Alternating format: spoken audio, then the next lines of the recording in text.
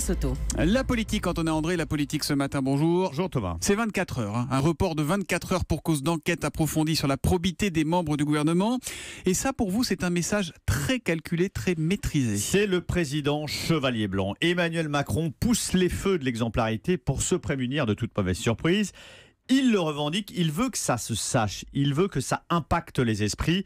Les Français se souviendront, si d'aventure l'un des ministres nommés passe au travers des mailles de plus en plus serrées du contrôle de la transparence, que le nouveau président n'y est pour rien. Il aura tout fait jusqu'aux limites de la légalité pour screener, décortiquer le passé fiscal de chacun de ses ministres. Donc oui, il se protège pour préserver sa capacité réformatrice.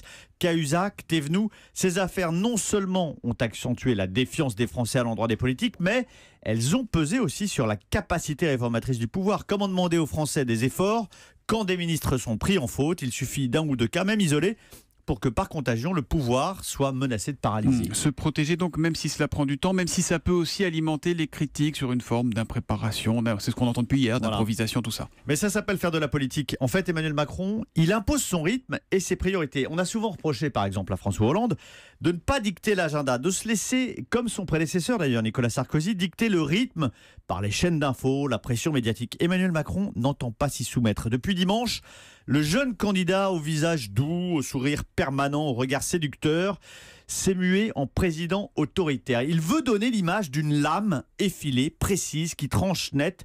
Il sait que ses premiers actes seront scrutés à la loupe par les Français, par sa majorité, par son opposition, et que l'entrée dans le quinquennat peut en déterminer le cours tout entier. On se souvient là encore de François Hollande.